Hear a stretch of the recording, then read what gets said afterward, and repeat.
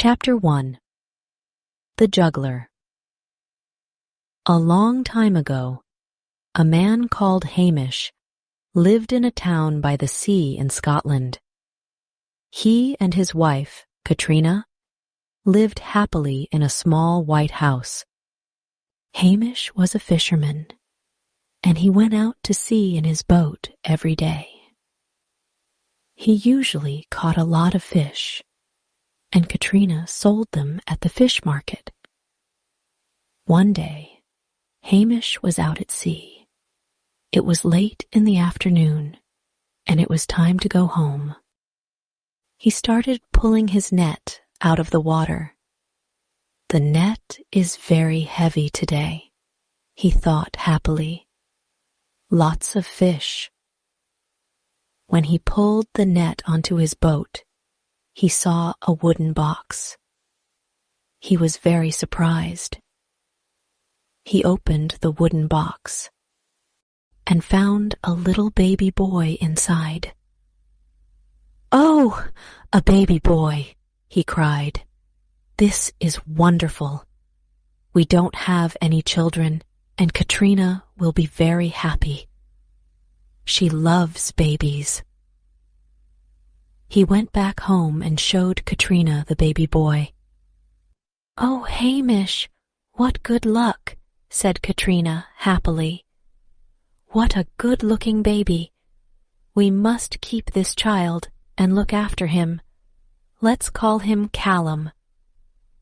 "Yes," said Hamish. "I like the name Callum. He's our son now. We'll look after him and give him all our love and teach him to fish." Callum grew up and was a kind, friendly boy. He loved Hamish and Katrina, and they loved him a lot too. Hamish taught him to fish, and he learnt quickly. They went out in the boat together every day, but not on Sundays. On Sundays, Hamish worked in the garden, and Callum went to the port to look at the sailing ships. When Callum was 17, a big sailing ship arrived in the port of the town. It was a beautiful sailing ship. The sails were new and white, and the masts were golden. A tall, good-looking man stood on the deck. He had dark hair and dark eyes, and he was wearing a beautiful black suit. He had balls with spikes in his hands.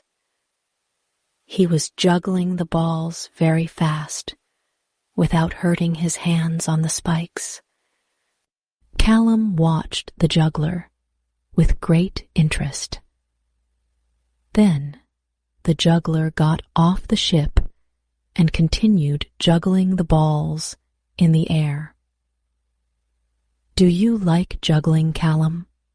asked the juggler. Callum was surprised that the juggler knew his name. "Oh, yes," Callum said. "It's wonderful." "Do you want to become a juggler too?" "Yes, I do," said Callum, smiling at the juggler. "I want to learn how to juggle those balls. It must be difficult." "Very well," said the juggler. "Take me to your parents. I want to talk to them." Callum took the juggler to his little house by the sea. "Father, Mother," said Callum, "this man wants to talk to you." Hamish and Katrina were happy to meet the juggler. "We love Callum dearly," said Hamish. "I found him at sea when he was a baby." "At sea?" asked the juggler. He was suddenly very interested in Callum. If Hamish found him at sea, then Callum is a fairy child, a magical child, thought the juggler. "Give me your son for a year and a day, said the clever wizard, "and I will teach him how to juggle. Then, when he comes back home, he can be a juggler." Jugglers make more money than fishermen. Hamish and Katrina looked at each other. They did not know what to do. "We must do what is best for our son," said Katrina, looking at Callum. "Do you want to be a juggler? A good juggler, Callum?" asked Hamish. "Yes, father, I do," said Callum. "Very well," said Hamish. "You can go away for a year and a day, and when you come back, you will be a good juggler. Is that right, sir?" He looked at the juggler's dark eyes. "That's right, Hamish," said the wizard. "Your son will become a great juggler, and he'll make a lot of money. I'll teach him a lot of things." Callum said goodbye to his parents and left his home with the juggler. For a year and a day, Callum sailed everywhere on the beautiful sailing ship. He saw a lot of new and interesting places, and he learned all about juggling. Chapter 2: The 14 Pigeons. After a year and a day, the juggler brought Callum back to his home in Scotland. Callum was now an excellent juggler. He could juggle 7 spiked balls, and he never hurt his hands with the spikes. Hamish and Katrina were very happy when Callum arrived. They thanked the juggler. "Now your son is a good juggler," said the man. "If he stays with me for another year and a day, he will become the best juggler in the world." "How wonderful," said Hamish. "Yes, Callum can go with you again." Callum left for another year and a day, but at the end of that time, he did not return to his home. Hamish and Katrina were worried. They went to the port to look for the beautiful sailing ship, but it was not there. They asked a lot of people, but no one knew anything about Callum or the juggler. "Katrina," said Hamish sadly, "I must go and find Callum." "Please be careful, Hamish," said his wife, "and bring Callum home quickly." "Don't worry, dear," said Hamish, kissing his wife on the cheek. Poor Hamish did not know where to look for his son. He walked through the forests, up the hills and mountains, and crossed a lot of rivers, but he did not find Callum. One night, Hamish was very tired and hungry. He saw a little old house in the forest. There was a light in the window. "Perhaps the person in this house can help me," thought Hamish. "Hello," said Hamish.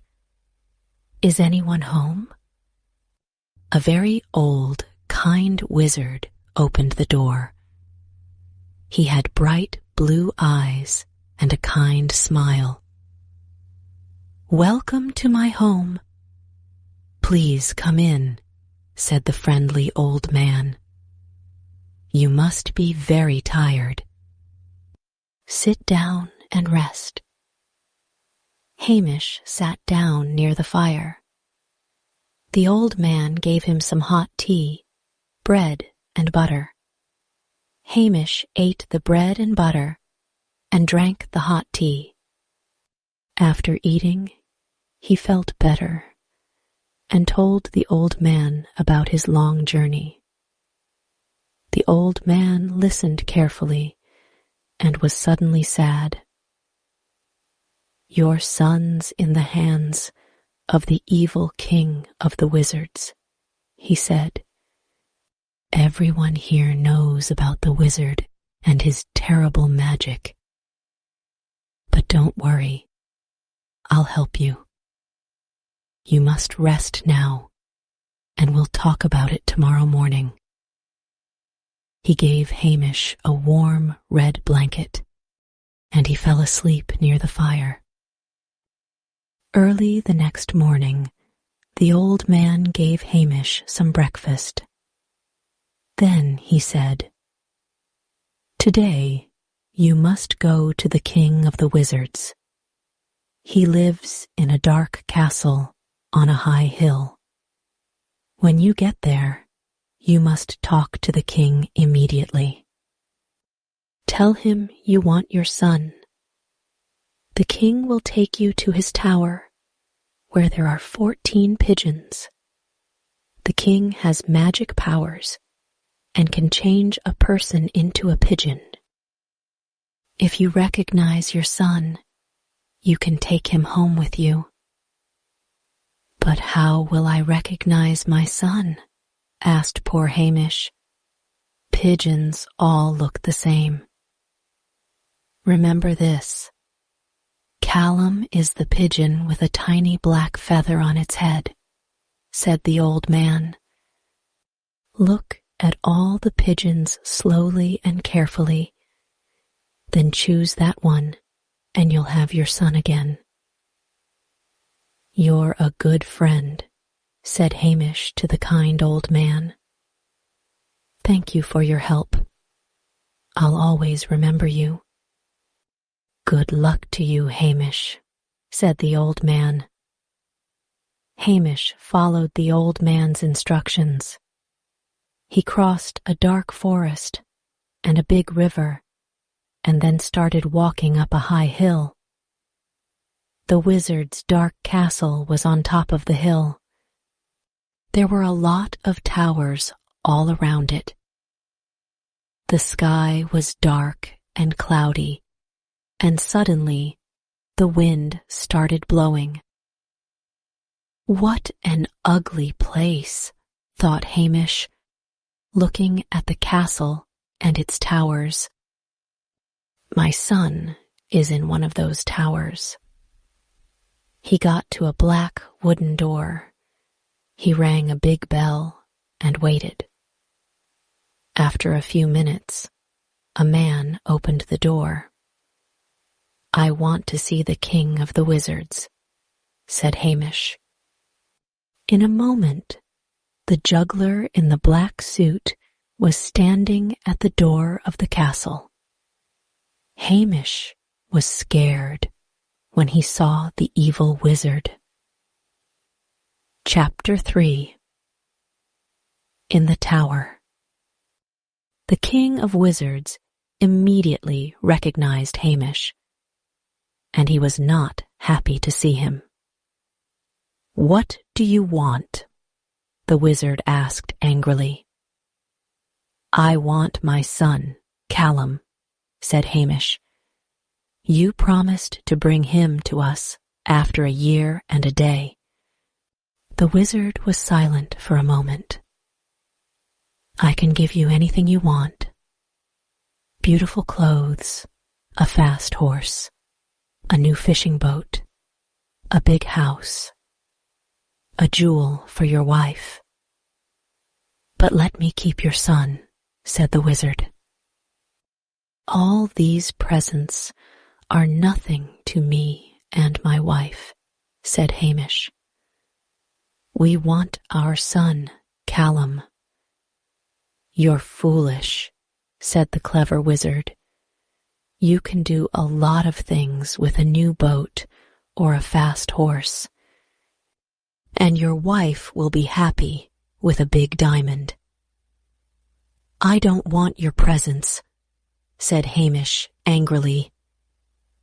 "I want my son now." "You're very foolish, Hamish," said the wizard. "Take all the presents you want, but leave your son here with me." Leave your son here with me." "Never," cried Hamish. "I want my son immediately." The wizard looked at Hamish with his cold, evil eyes and started laughing. "Follow me to the tower," he said, laughing. They climbed the steps up to a dark tower. In the tower, there were 14 pigeons. "Now, Hamish," said the wizard, "choose the right pigeon, and you can have your son, Callum." "This fisherman will never choose the right pigeon," thought the wizard, "and his son will always be mine." Hamish walked around the tower and looked at all the pigeons carefully. Then he saw one with a tiny black feather on its head. "I'll choose this pigeon with the tiny black feather on its head," Hamish said. Suddenly, Callum was standing in front of his father. "Father," said Callum happily. The wizard was very angry and cried, "Get out of here." "One day I'll come back." Hamish and Callum ran down the dark stairs and out of the castle. Then they ran down the hill and into the forest. They stopped at the old man's house in the forest and thanked him. Then they went home. Katrina was very happy when she saw Hamish and Callum. She could not believe her eyes. "Callum, my dear boy," she said, "I'm very happy to see you. Thank you for bringing him home, Hamish." "Oh, Mother," said Callum, "I don't want to go away any more. I want to work here in my town. Now I'm the best juggler in the world. The king of the wizards taught me a lot of magic tricks. People will come to see me." Callum became the town juggler and magician. The people in town always enjoyed his tricks and his juggling. His hands moved very fast, and everyone was surprised. People from his town and other towns came to see him. The children liked Callum a lot. He became famous and made a lot of money. Now Callum and Hamish only went fishing for fun. The beautiful sailing ship with the big white sails and the golden masts never came to the port again. But on stormy nights, the people of the town told scary stories about the king of the wizards who lived in the dark castle on the hill.